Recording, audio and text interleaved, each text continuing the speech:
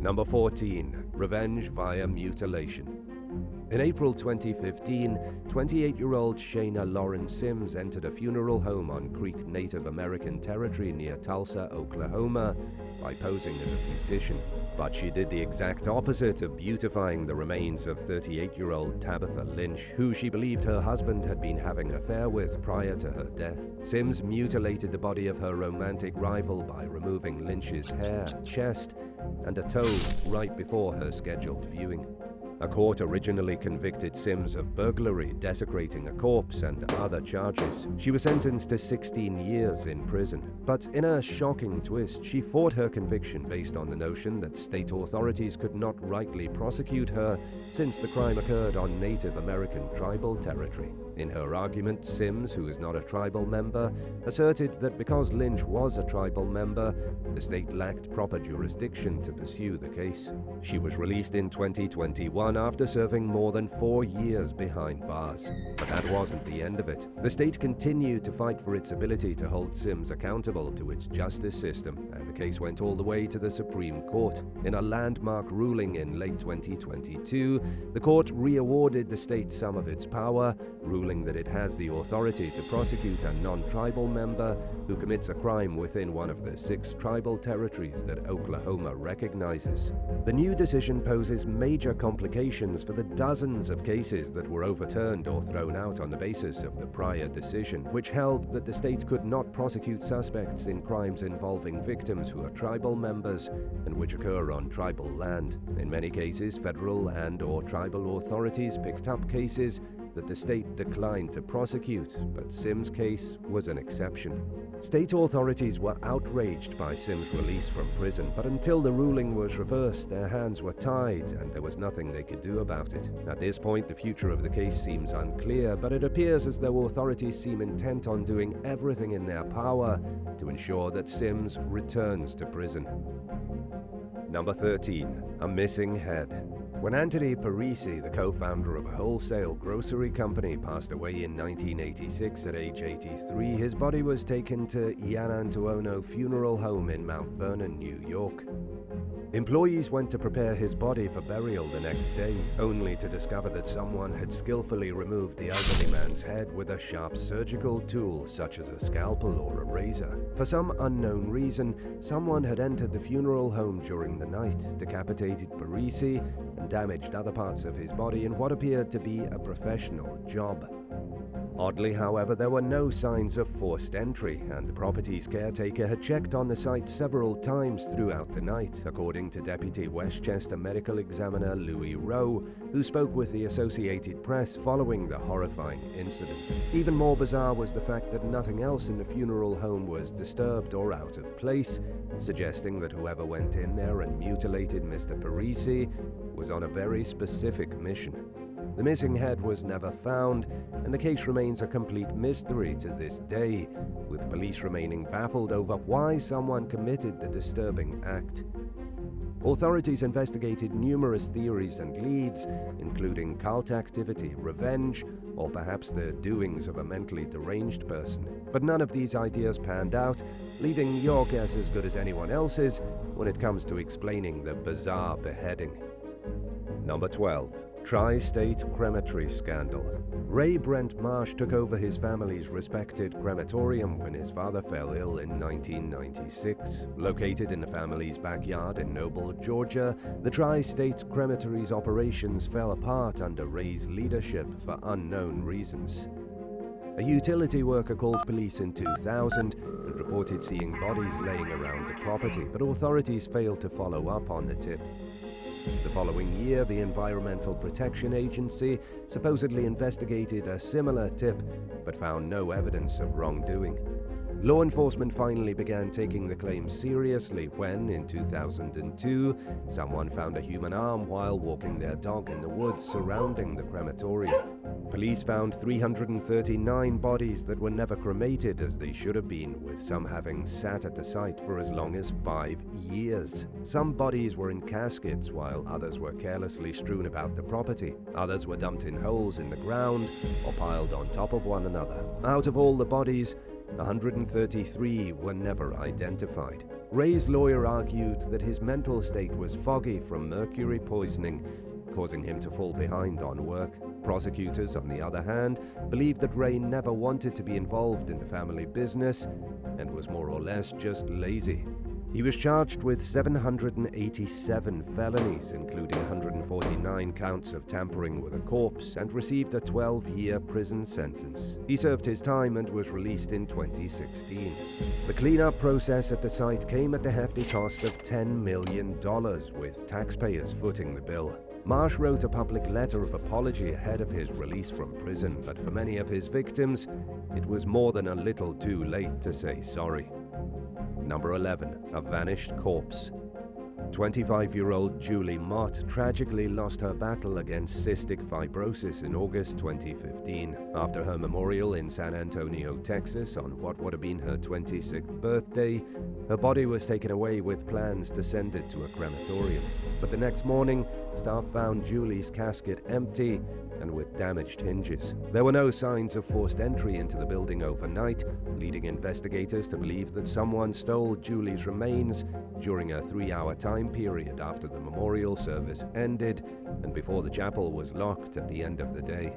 Volunteers searched tirelessly for the body, and there was even a $20,000 reward offered for information leading to its recovery. But Julie's vanished corpse was never found. Based on his behavior during and after the memorial, Julie's ex-boyfriend is the prime suspect. He reportedly remained near her casket for some time after other visitors had left, and in the weeks and months following Julie's death, he harassed her family and the staff at Mission Park, where the memorial was held, calling both parties hundreds of times. Police eventually banned him from entering Mission Park, but he was never charged with stealing her body. The owners of Mission Park were also suspected of foul play. They allegedly had a poor reputation for customer satisfaction, even having mixed up 2 bodies at one point, and subcontracted services that they claimed to provide themselves, leading detectives to wonder what else they were capable of. The couple also supposedly allowed employees to be there unsupervised during after hours, suggesting that a lack of oversight may have enabled the crime. More than 8 years later, investigators remain stuck at square one, with no new information coming to light about the disappearance of Julie's body, leaving them unable to identify the culprit. Number 10. Gilberto Araujo. In 2012, the family of a 41-year-old Brazilian car washer named Gilberto Araujo identified his body at a morgue, believing he had succumbed to an unexpected tragedy. And while it was certainly true that a car washer had been murdered in a small town roughly 70 miles from the El Salvadoran border, both the police and Araujo's family were mistaken in their belief that he was the victim. Unfortunately, the error wasn't detected right away. In fact, Araujo himself was unaware that his loved ones thought he was dead until a friend tracked him down on the street and informed him that his family was on their way to his funeral. In a desperate attempt to stop them, Araujo tried to call his relatives, but they thought it was some sort of sick prank and ignored the call. Left with no other option, he turned up at his own funeral. Naturally, people were surprised to see Araujo, to the point where many of his relatives freaked out. Some panicked while others ran away. After overcoming the initial shock, everyone was happy to learn that he was alive and well. It was an understandable mix-up, according to Police Inspector Roberto Lima, who pointed out that both men were around the same age, worked as car washers, and looked strikingly similar.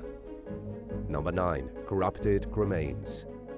In early 2018, the FBI publicly announced that it was investigating the Sunset Mesa funeral home in Montrose, Colorado, based on allegations that the owners knowingly mixed human cremains with cement as part of a sick scheme to sell human body parts. The body parts were sold to various research facilities, schools, and universities, which apparently pay big bucks for human remains.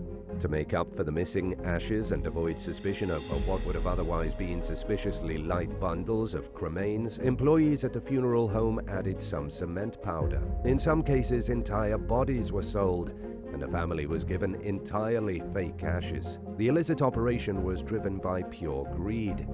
One former worker allegedly told authorities that a funeral home employee even sold a dead person's gold teeth in order to pay for a vacation to Disneyland. During the investigation, FBI agents uncovered an ample amount of cement powder in places where it shouldn't be, pointing toward the likelihood that the allegations against the funeral home were, in fact, true.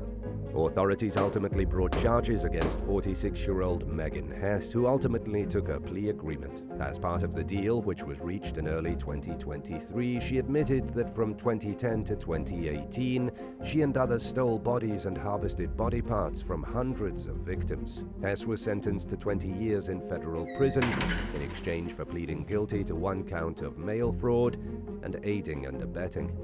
Another defendant, 69-year-old Shirley Koch, received a 15-year federal prison sentence after pleading guilty to the same charges as Hess: mail fraud and aiding and abetting. Similar to Hess, Koch admitted to purposely seeking out customers who were looking for cremation services and selling their bodies or body parts for an 8-year period from 2010 to 2018. The defendants both admitted that they shipped bodies that tested positive for infectious diseases, including HIV and hepatitis B and C, after guaranteeing buyers that the corpses would be disease-free.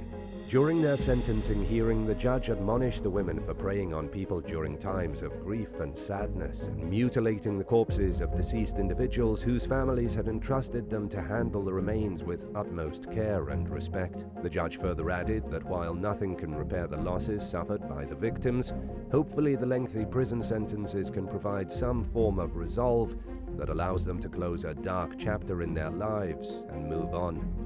Number 8. Captain Thunderbolt.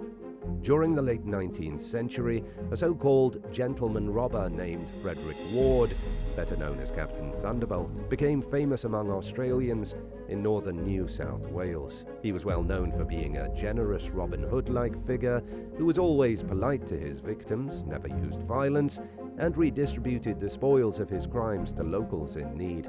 He received so much support that women even hung red sheets in their windows to warn him when law enforcement was around.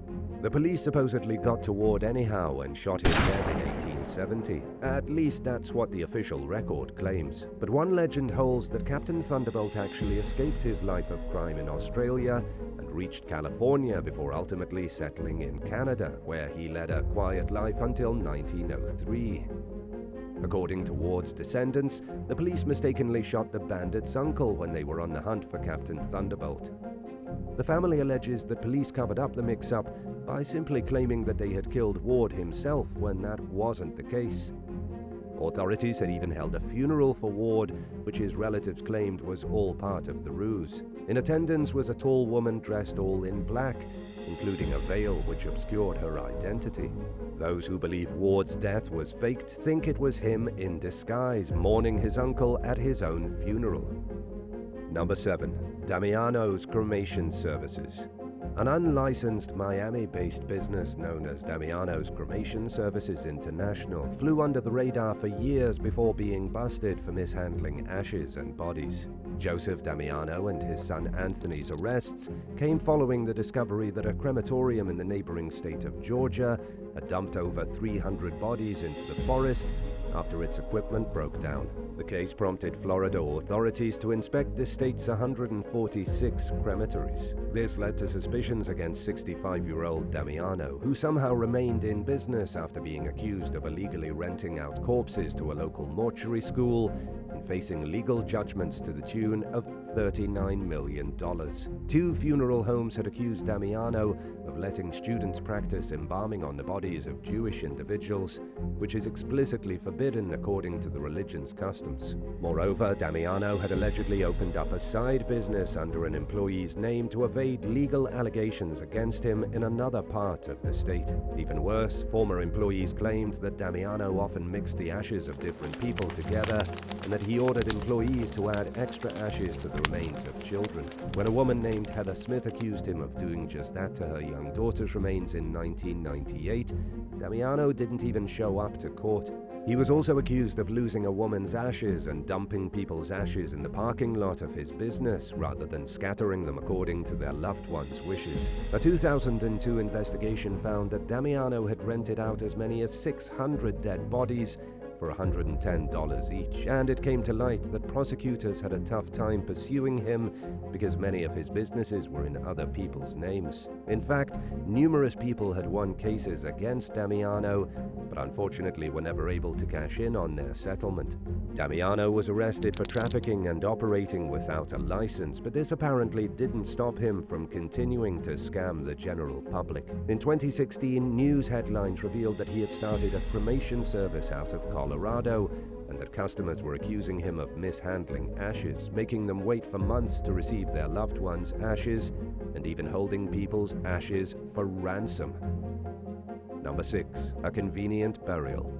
When Deltona, Florida funeral director Mark Villela decided in 1999 that he no longer wanted his wife, Exley, around, he murdered her and buried her corpse in a casket beneath an elderly woman's body. His motive? Exley had reportedly admitted having an affair, asked her husband for a divorce, and threatened to leave him with their 18-month-old child in August of that year. After stabbing her to death in the couple's bedroom out of rage and to avoid a costly divorce and contentious child custody dispute, Villela put Exley's body in a cooler at the Deltona Memorial Funeral Home. 3 days later, he buried her with the body of a deceased 89-year-old woman in a closed casket ceremony. When questioned by authorities about Exley's disappearance, Villela said that she disappeared in the middle of the night and may have skipped town. Investigators didn't buy the story, especially since Villela had made no efforts to find his wife, whose car was still in their driveway, and left it up to her concerned co-workers to report her missing. Consequently, authorities examined the funeral home's recent burial records and threatened to exhume the elderly woman's grave, suspecting that Exley might also be in there.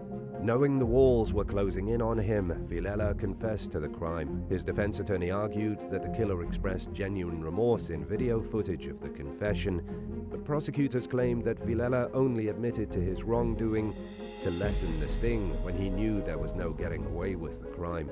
Investigators dug up the grave and found Exley's body as expected, concealed beneath a white sheet. A jury convicted Villela of first-degree murder, and he was sentenced to life in prison.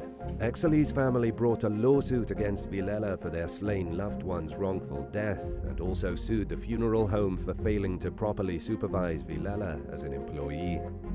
Number 5. Violent fights break out at funerals. A violent family fistfight broke out at the worst possible time when an uninvited relative showed up at a funeral in Richmond, California, during the summer of 2022. It happened in broad daylight while the family was burying its matriarch.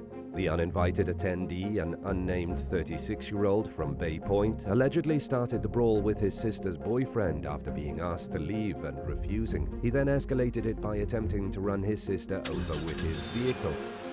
Another woman happened to be in his path and was hospitalized overnight for her injuries. During the mowdown, the suspect knocked over and damaged several headstones. He also knocked over the family matriarch's casket and caused a water line to rupture and flood several graves. Sergeant Aaron Pomeroy told the Mercury News that the violence wasn't entirely unexpected. In fact, one witness anticipated so much drama that she brought a stun gun to the funeral for her own protection. After being treated for his injuries, the suspect was charged with assault with a deadly weapon, vandalism, and making threats of great bodily harm. Number 4. Kong Chanyang. One day in 2014, mourners arrived at the wake of a 32-year-old Cambodian man named Kong Chanyang, only to see him arrive on foot right as his cremation was about to start. The shocking realization sent the crowd running as they struggled to understand how a dead man could show up at his own funeral, alive and well. Chanyang, who suffered from an unspecified mental illness, had recently gone missing. In Cambodia, it's common for people to keep mentally ill relatives in chains to prevent them from running off, even though human rights groups widely condemn the practice. On the night he disappeared, Chanyang happened to somehow become free from his chains.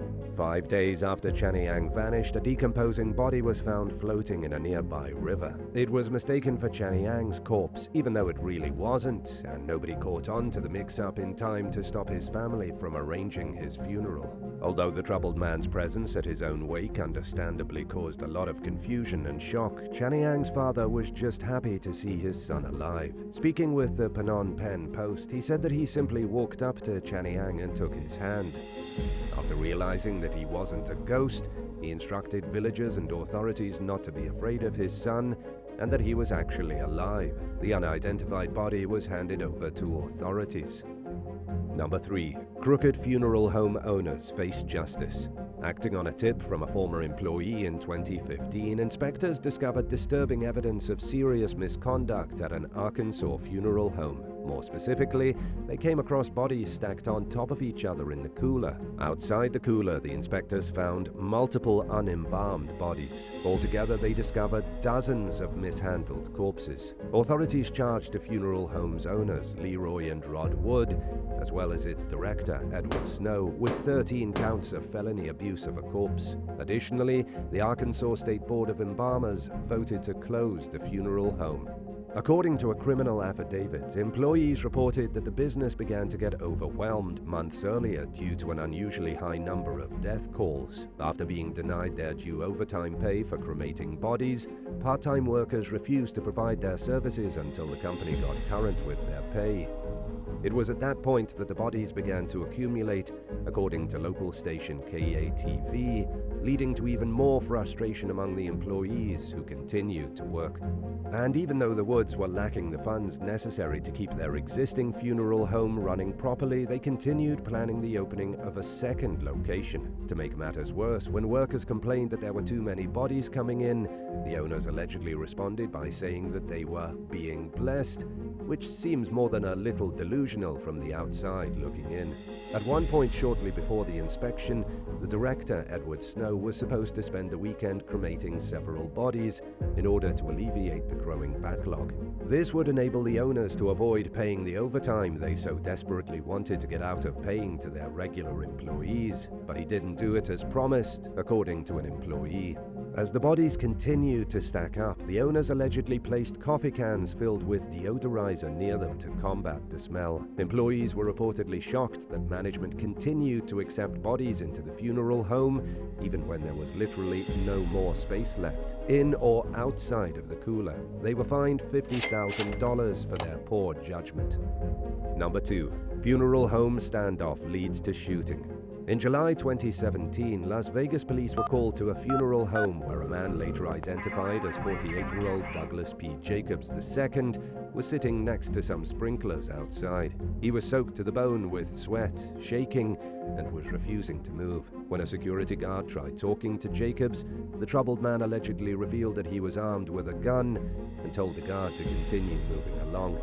According to a police report, the suspect was holding a gun in a threatening manner and refusing to put it down. Officers spent 4 hours negotiating with Jacobs, who ignored law enforcement for the first few hours of the ordeal while pointing the gun at his own head and stomach. Meanwhile, police shut down an entire street and a runway at nearby McCarran International Airport, causing multiple flight delays.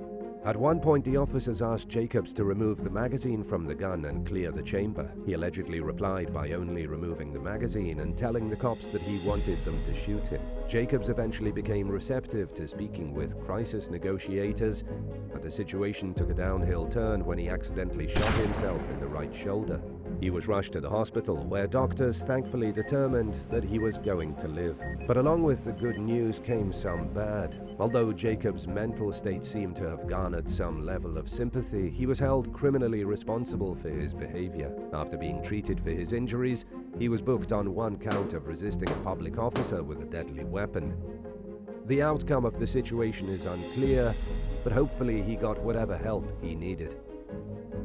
And now for number 1. But if you want to hear more bizarre and crazy stories, stay tuned after the video for some more content. Number 1. Timothy Dexter.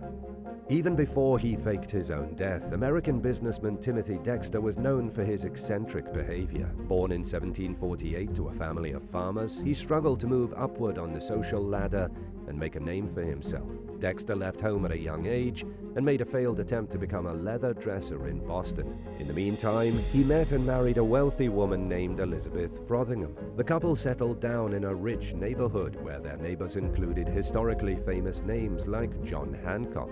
But living among the who's who of 18th century colonial America didn't exactly earn Dexter the recognition he wanted. In fact, his neighbors essentially saw him as low-bred trash. They weren't willing to let him escape his humble beginnings. In an attempt to swindle Dexter out of any hope he might have of achieving success, members of his community persuaded him to invest in continental dollars, a currency which they predicted would ultimately become worthless based on their belief that the American Revolution would fail. Much to their dismay, their plan backfired when the American Revolution succeeded and the continental dollar became quite valuable. After having invested all his money in the currency, Dexter became a very rich man indeed. Of course, the elites were less than pleased by this, and they became even more green with envy as Dexter reinvested his profits and became even wealthier. And although Dexter was an odd man, he wasn't stupid, and he was aware of the fact that people weren't crazy about him. Suspecting that the people who surrounded him were fair-weather friends, he faked his death and staged his own funeral to see who showed up and what they thought of him. And he convinced his wife and kids to go along with the ruse. More than 3,000 people attended the funeral, including Dexter himself. But afterward, he was caught beating his wife with a cane stalk because she hadn't cried enough. Sadly, much like the other guests, she seemed to be in an oddly jubilant mood over his supposed death. 9. Bradley Dawson and Christy Chen. 38-year-old Bradley Dawson and 36-year-old Christy Chen married in 2022, just 3 months after they first met. At the time, Christy was fresh out of pharmacy school, while Bradley worked as an IT specialist. The couple, who lived in Memphis, were at the tail end of a whirlwind romance when they tied the knot. And as a wedding gift, Christy's parents paid for the couple's honeymoon at the upscale Turtle Bay Resort in Fiji, where they stayed in a suite costing $3,500 per night. During their second night at the 5-star retreat, the pair were seen drinking heavily and arguing at a beach party. According to a witness, Christy was angry at Bradley for flirting and dancing with other women. And when the newlyweds retired to their suite, the loud noise and fighting continued. One woman told People magazine that it sounded like someone in the room was drunk and unable to control themselves. And at some point, guests overheard a loud thud and a scream before the noise suddenly stopped. The next day, a hotel butler entered the suite and encountered a horror scene. He found Christy's beaten and bludgeoned body wedged between a small space between the toilet and bathroom wall. She was clearly dead, and Bradley was nowhere in sight. He'd left his GPS watch behind, but had taken his wallet and passport with him. Authorities found Bradley 2 days later on Matakawalavu Island. To get there, he'd kayaked more than 3 miles, or 5 kilometers, in the middle of the night. Not exactly the circumstances of a leisurely excursion to check out the local scenery.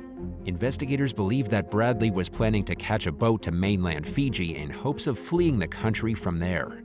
In addition to his ID, passport, and some money, police found some of Christy's credit cards in his possession. Bradley claimed that Christy's death was an accident, but based on the extent of her injuries, police didn't believe him. He was charged with murder and remains behind bars in Fiji while awaiting trial. During a jailhouse interview with ABC News, he described Christy as his everything and insisted that their fights had never turned physical. The accused wife killer told reporters that he left the island that night to give them both some space to cool off. Authorities are understandably having a hard time believing any of Bradley's claims of innocence, and his requests for bail have been denied due to concerns that he's a flight risk. 8. Robbie Awad and Marina Hanna. After tying the knot in Sydney in June of 2022, 30-year-old Robbie Awad and 29-year-old Marina Hanna traveled to Australia's Whitsunday Islands to celebrate their vows.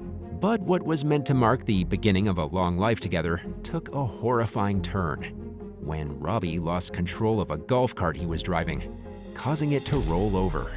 Marina fell out of the passenger seat and was critically injured in the accident.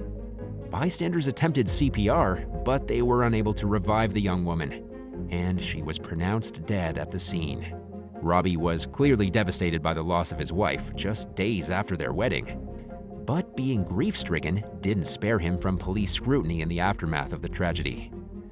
Following a lengthy investigation, authorities charged him with multiple crimes, including driving without due care resulting in death, using a cell phone while driving, and not wearing a seatbelt. Police believe that Robbie was trying to make a U-turn when the golf cart rolled onto its side.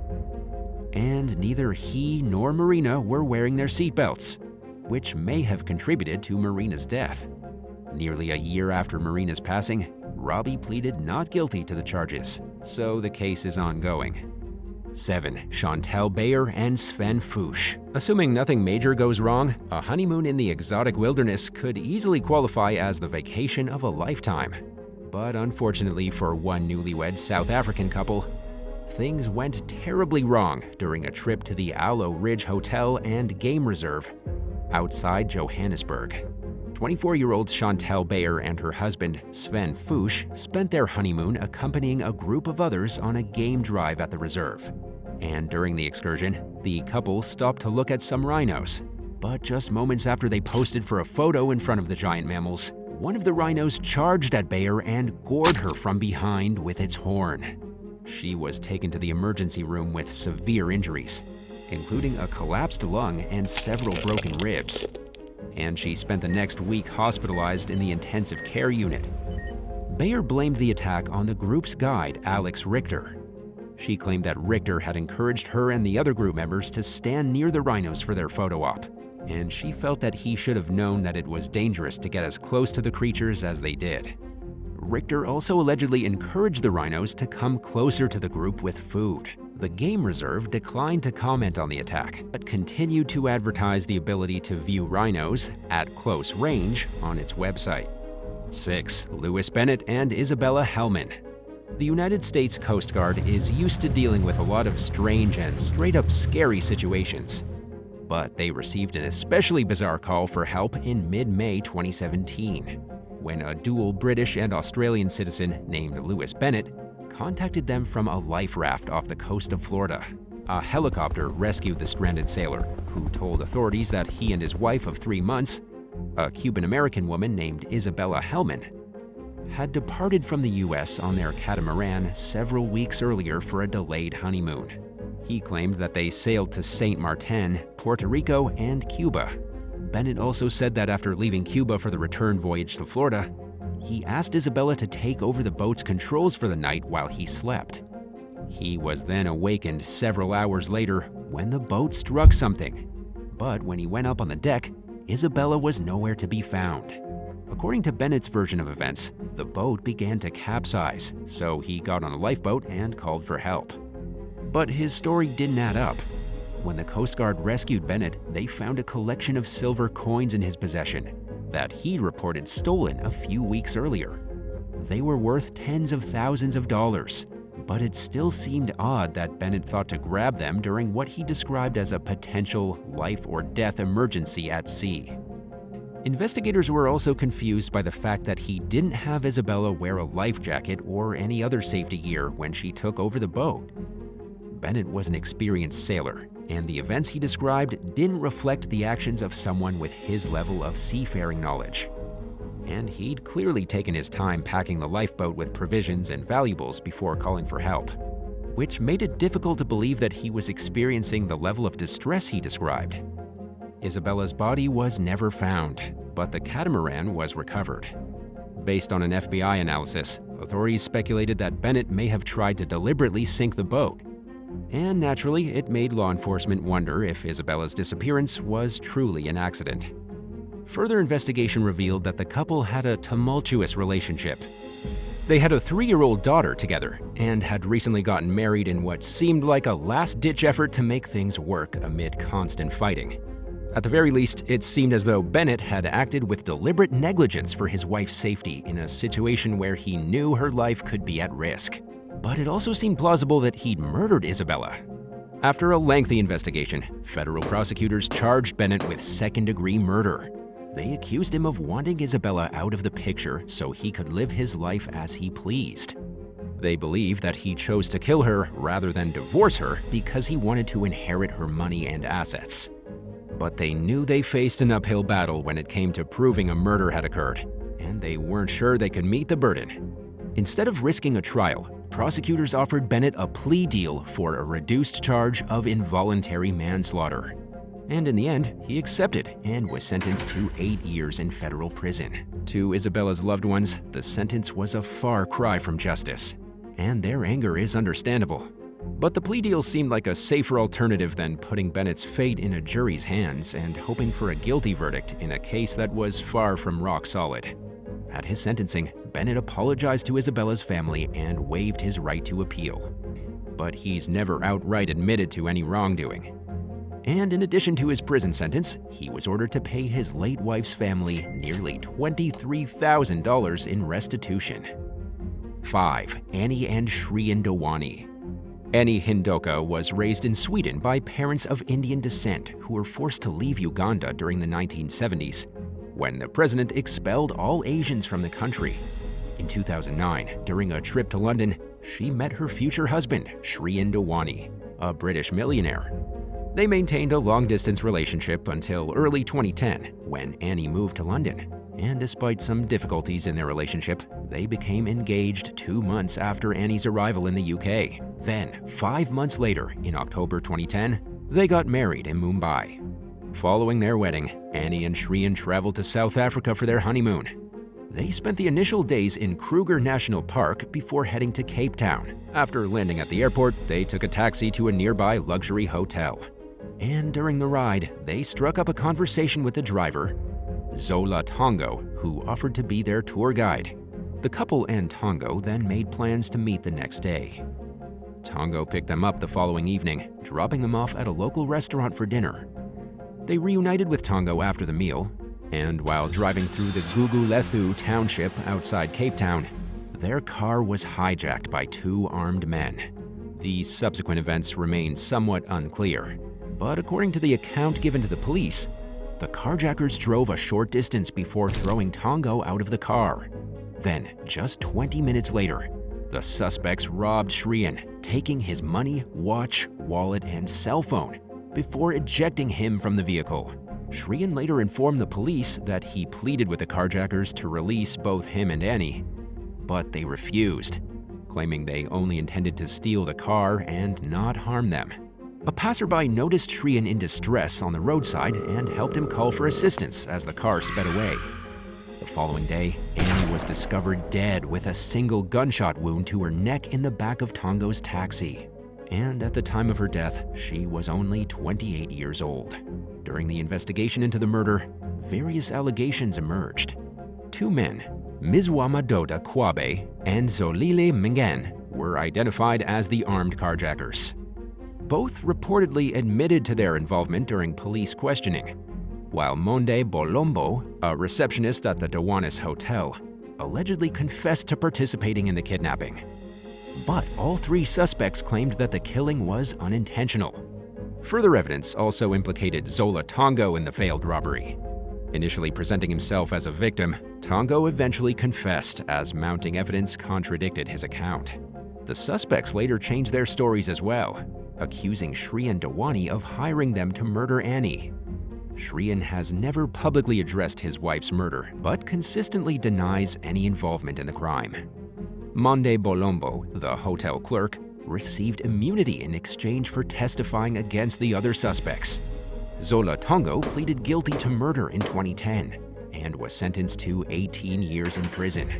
Controversially, he was released in 2022 after serving 8 years and will remain on parole until 2028, causing outrage among Annie's loved ones. Mizwama Doda Kwabe pleaded guilty to murder in 2012 and received a 25-year sentence, while Zolile Mingen was convicted of murder later that year and received life in prison. Prosecutors initially pursued charges against Shrien Dewani based on the defendant's claims that he hired them to kill Annie. However, these confessions were eventually disproven, leading to Shrien's exoneration of any involvement in the crime. 4. Igal Teasan and Sheer Frankle. In 2018, Sheer Frankle and Igal Teasan marked the beginning of what they thought would be a lifetime of wedded bliss with a Caribbean cruise on the Allure of the Seas. During a port stop in Honduras, they went on a ziplining excursion. Frankle went before Teasan and got stuck on the line. But by the time her husband realized that the line had malfunctioned, he was barreling forward at full speed. Igal then crashed into his new bride with such force that he died from his injuries. The tragedy came amid mounting allegations from customers who claimed that they'd gotten hurt on the zipline. Recent incidents pointed toward a troubling track record for safety, marked by faulty braking systems, poor visibility between one end of the zipline and the other, and poor communication among staff members. Several people claimed that they crashed into platforms. And in some cases, this resulted in gruesome injuries that left the victim's muscle, bone, and tendon exposed. Zipliners also reported crashing into each other, often because there were too many people on the line at the same time. In one incident, 15 people got stuck on the line before employees even realized that something was wrong.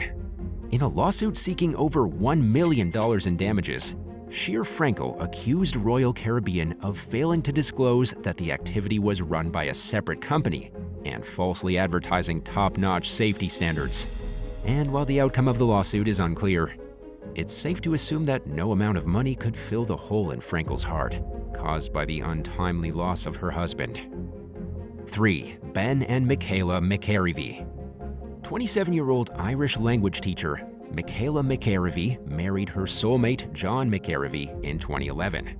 The couple took off from Northern Ireland to Mauritius for their honeymoon, where they expected to kick off their new life together with a relaxing vacation in paradise. But their bliss was cut short just 2 days into the trip, in ways that could be described as a newlywed's worst nightmare. Investigators theorized that she walked in on a robbery in progress and was murdered by the intruders so she couldn't report the crime to the police. They arrested 2 hotel workers the very next day. The McCaffreys were hanging out by the pool at their hotel when Michaela told John that she was going to their room to grab a snack. When she failed to return, John was looking for her and discovered that the door to their room had been left open. He then entered the room to find his bride strangled to death in the bathtub. But the defendants maintained their innocence all throughout their trials and were ultimately acquitted of the charges. So to this day, Michaela's murder remains unsolved. 2. Ben and Catherine Mullany. In what friends and family described as a truly perfect day in July 2008, 31-year-olds Ben and Catherine Mullany married at an evangelist church in South Wales. The couple had a promising future ahead of them. Catherine was working as a pediatrician while training to become a general practitioner, and Ben was training to become a physiotherapist. And 2 days after the wedding, the couple flew to the Caribbean island of Antigua for their 2-week honeymoon. They stayed in a luxury chalet at the 4-star Cocos Hotel along the island's western shore and spent the next 13 days enjoying their time in paradise.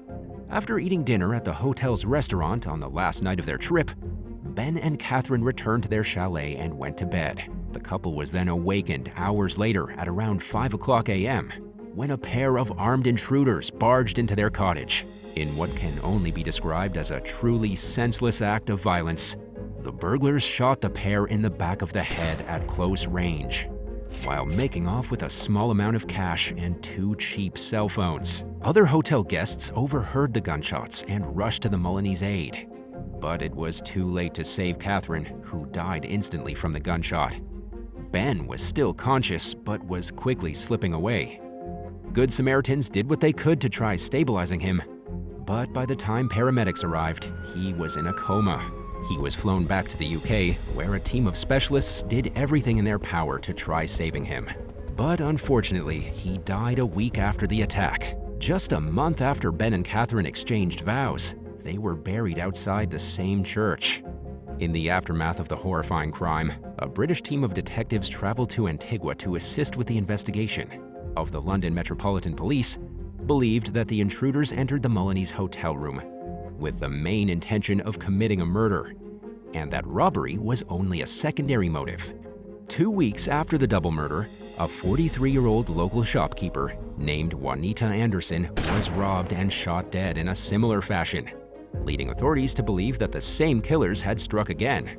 And a comparison of bullets from each of the crime scenes revealed that both attacks were committed with the same gun.